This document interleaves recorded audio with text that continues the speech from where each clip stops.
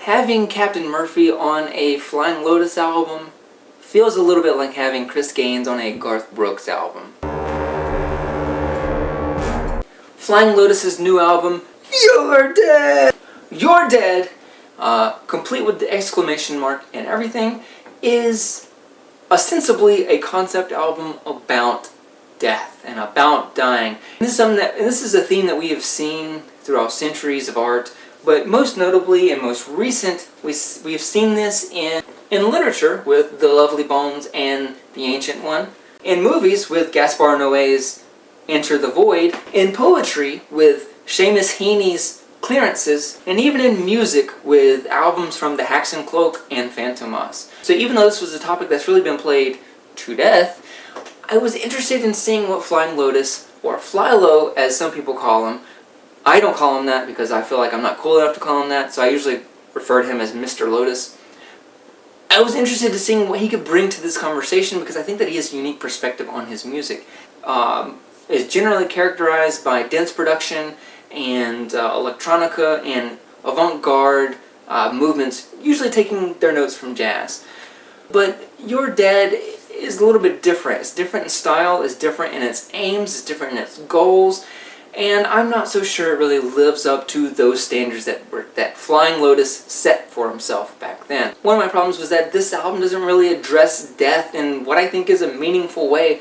Like, the Haxan Cloak's concept album from just last year did a much better job, but hey, that doesn't really matter in the end, that's just philosophy, right? So let's talk about musically. Musically, this album is all over the place. It begins with jazz and starts moving into jazz fusion, and then ends up moving through hip-hop, through some electronica, through some dance.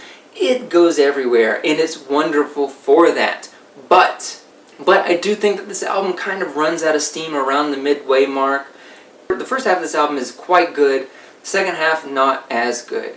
And, I think it just kind of runs out of momentum.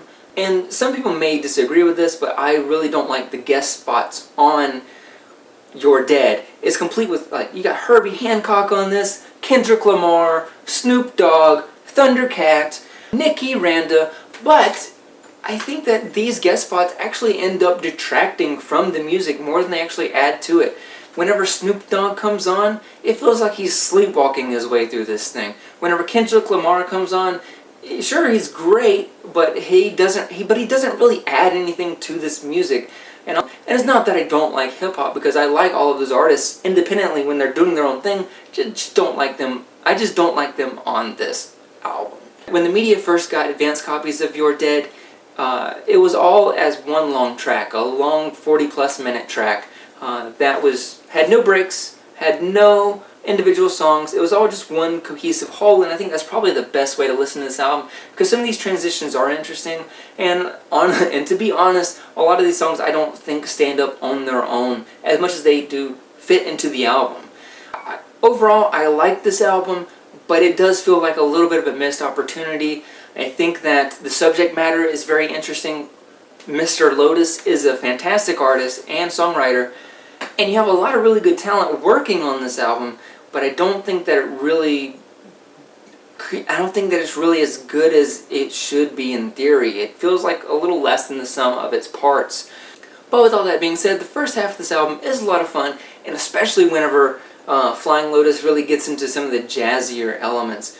But I don't think we've seen anything really like that from him, and it really just feels exhilarating seeing him experiment with all these different things. It feels like there's no sound that he can't make or no genre he can't jump into. And so it's a little bit disappointing throughout some of the back half of the album that he just kind of brought up some of the things that he's already done before. Overall, I think this is about a 7.5. So I do recommend it, but with a little bit of a qualifier that it's not quite as good as Until the Quiet Comes, not as good as Cosmogramma, but still usually miles above what his peers are doing at the time. But that's enough about what I have to say. I want to hear what you have to say if you like this album. If you think that I got this one wrong, was I a little harsh on this album or not?